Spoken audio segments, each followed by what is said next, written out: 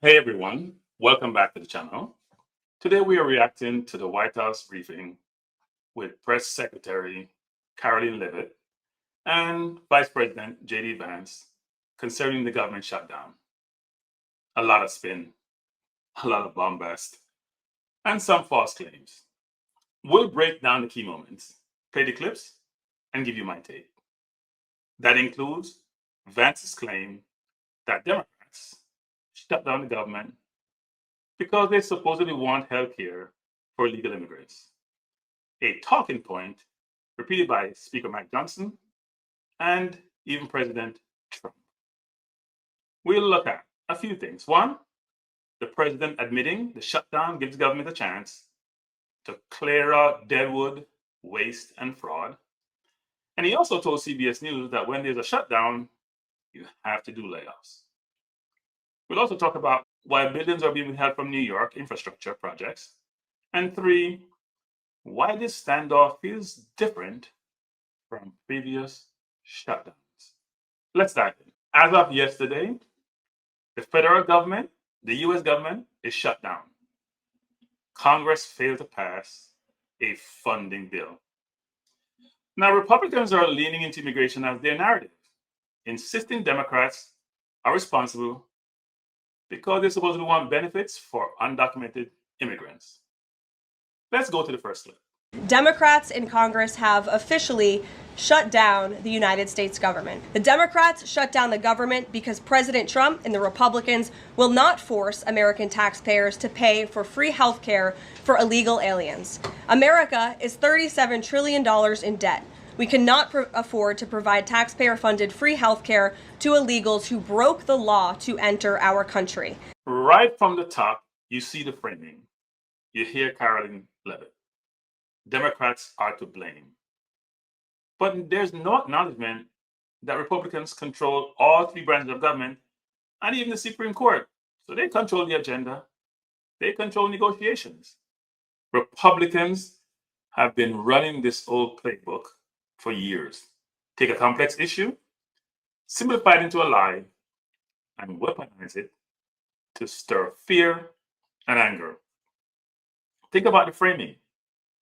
Democrats shut down the government because they want free health care for illegal aliens. And we can't afford to pay for it because we have a huge budget deficit. Sounds outrageous, right? That's the point. It engineers outrage. Here's the truth. Undocumented immigrants are not eligible for free taxpayer-funded health care under the Affordable Care Act. Look it up. Full stop. By continually repeating these false lines, Republicans create a powerful wedge. You know why?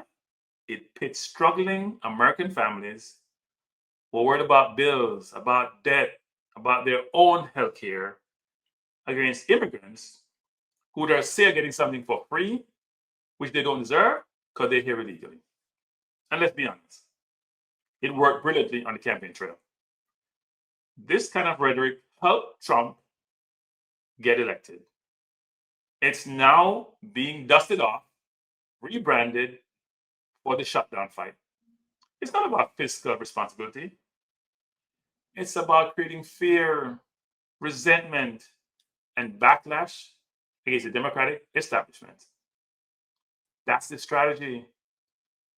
Lie big, repeat it often, and make the other side look like they're betraying America. They're not patriots. It's not policy, it's propaganda. And it's worked beautifully in the past, and they hope it works again. It's designed to distract from the real issue. Republicans are shutting down the government because they want to dismantle Obamacare and strip away health care for millions of Americans. This is not new.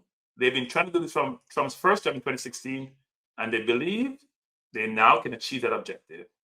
So what Karoline Leavitt is saying, we get it. Play that same narrative, use that same playbook, and hope it's effective as it was in getting Trump reelected. What they have done instead is to shut down the government because we won't give billions of dollars to healthcare funding for illegal aliens. That is what has actually happened.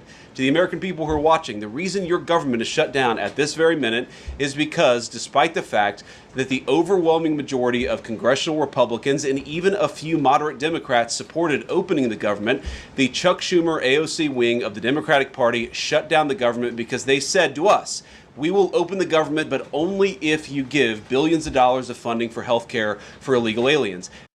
Now you hear Vance's comment, and frankly, this is false. Undocumented immigrants are not eligible for Affordable Care Act subsidies. Go check the information. Go check healthcare.gov. They're not eligible. And notice, this isn't just Vance saying this. This seems to be a coordinated message. Mike Johnson repeats it. You hear him on CNN, NBC, all the major outlets saying the same thing. The president repeats it. This is about drilling a false narrative into the public. Nowadays, it just seems like we're living in an alternative reality where lies are normalized. What makes it even more disturbing and frustrating is that many of these same leaders, they brand themselves as Christians. If you really stand on biblical truth, how do you justify building your politics, your narrative on deception? And people, that's the contradiction. Morality as branding, not practice. Hypocritical. Say one thing, do something else. Espouse the view of being a Christian, but don't live by Christian values, or just don't operate that way. The Republicans, including the president, say they care about families, but call laying off workers an opportunity. You hear what the president said? Right? The president talks about there will be layoffs. It's an opportunity for the Republican Party. That's not a good thing. That's not empathy. That's cruelty packaged as policy. And the administration announced today that $18 billion bound for New York transportation projects is going to be frozen so it can't go to DEI programs there. But the timing of this, does announcing that today mean that you guys are going to squeeze Chuck Schumer's home state until he blinks? Look, I haven't talked to Russ about this morning, but look, I'm sure that Russ is heartbroken about the fact that he's unable to give certain things to certain constituencies. We want to do everything that we can to help the American people, but when the Democrats shut down the government, we have to actually do a little triage to make sure the most critical and most essential services are provided. Now, you see the situation and you hear the comment by Vance and the question asked by the reporter, which he never fully addressed, about the withholding of the $18 billion for infrastructure projects in New York. If they cared about workers, why block $18 billion infrastructure project for New York? That's thousands of jobs. That isn't fiscal discipline.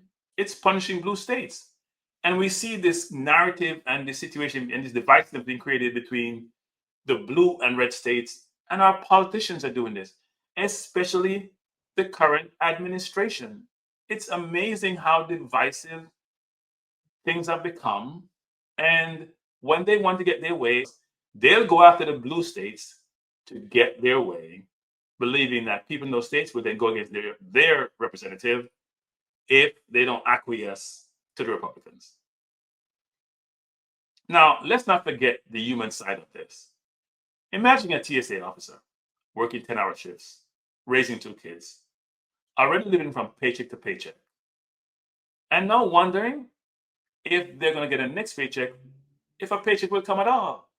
In fact, given the narrative about layoffs, there must be anxiety running through the entire federal workforce because people don't know who's going to be remaining, who's going to be fired, and who's going to be laid off. In just under 9 months, we have seen the following. A federal workforce was gutted through the Must Dodge initiative. ICE ramps up deporting people based on demographics, based on what they look like. So, for example, looking like a Hispanic, versus having empirical evidence to substantiate the veracity of those individuals, whether they should be in the US or whether they're legal or not. Supreme Court siding with Trump and the Republicans on a continual basis in most cases. Pressure on the Federal Reserve, a supposed independent body, even threats to fire a Fed chair, not being Republican. In fact, trying to fire a Fed chair. If Lisa Cook, the Fed chair who Trump wanted to fire, and basically trumping up charges to find a reason to get rid of her. This isn't governance, people. It's domination. It's autocracy. If one was to assess the Democratic leadership, you look at Jasmine Crockett and AOC. They're the ones who look like they have what's needed to fight in this environment. The current elected leadership, Hakeem Jeffries and Chuck Schumer, look like they have no you-know-what for this fight. This is the first time you see them trying to put up some kind of fight and show that they're going to stand up to these bullies. It's amazing to watch, and the Democratic constituents are not happy with their leadership. And frankly, I think Chuck Schumer is feeling that pressure. And let's be honest about the politics, is that Chuck Schumer is terrified she's going to get a primary challenge from Alexandria Ocasio-Cortez. The reason why the American people's government is shut down is because Chuck Schumer is listening to the far-left radicals in his own party because he's terrified of a primary challenge. Because the view, as you heard Vance says, is that AOC may want to challenge Schumer for his seat. And when she was asked that in a recent press conference, she sort of skirted the question. And frankly, at this point, Democrats probably got to consider the leadership they have. Why would a bully back off if when they're bullying you, you just acquiesce and take what they're doing? So Democratic leadership are trying to play by the rules, and the Republicans are not playing by the rules. They've discarded the rules. They're not following any legal precedent, anything that's legal today. They're trying to change up and change everything that's being done and do it their way. But Democrats are trying to play by the book. You can't play by the rules and play by the book if your opponent's not doing so. It's a recipe for disaster. AOC and Jasmine Crockett seem like they are willing to fight. Schumer and Jeffries do not. And that's probably the Democrats' biggest problem. And Democrats, after a month of watching, not saying much, their constituents be very frustrated. Democrats are basically saying, we have enough. We're not taking it anymore. Now, inside the Democratic Party, there's a lot of tension. Many believe Schumer and Jeffries were too soft, too willing to cave, had no messaging, not demonstrating leadership. We see Gavin Newsom in California seem like the de facto leader of the Democratic Party. Now the rank and file are demanding that the Democrats fight, demanding the leadership fight, or, frankly, lose their seats. I think that's why leadership is finally taking a harder line. They're signaling to voters that, you know what, this administration has gone too far. They don't follow the rule of law. They are trying to create a government which is an autocracy, which is not focused on human rights, which is not focused on equality, which is not focused on fairness. They decided to fight and not to fold. And I think the message is resonating. Very much so. Now, the big picture. Republicans, coordinated talking points, mixed messaging, policies that hurt workers, and the Democratic Party is finally deciding to fight back. The American people want the government reopened, and this is proven in a new New York Times poll showing that 2 in 3 Americans say the government should not be shut down by the Democrats, even if their absurd demands are not met. Now, you see the graph of what the public think. The takeaway is most Americans blame Republicans, no matter what Karoline Leavitt says, because she seems to suggest that 2/3 blame the Democrats. That is not the case. That's not what the polling says. The GOP's narrative isn't sticking. So here's my takeaway from the shutdown. This isn't about protecting workers. For the Republicans, it's about pushing false narratives, punishing blue states, and using that as a means of forcing Democrats to come to the table and to approve the spending bill. And frankly, putting federal families through just hell. I would say don't accept talking points at face value. Ask questions, push back, demand facts. If one values truth over theatrics, hit the like button, subscribe, share this breakdown, and tell me in the comments, who do you think is really to blame for this shutdown? Is it Republicans, who control all three branches of government, and frankly the Supreme Court? Or is it Democrats, who finally seem to be saying healthcare should be a right?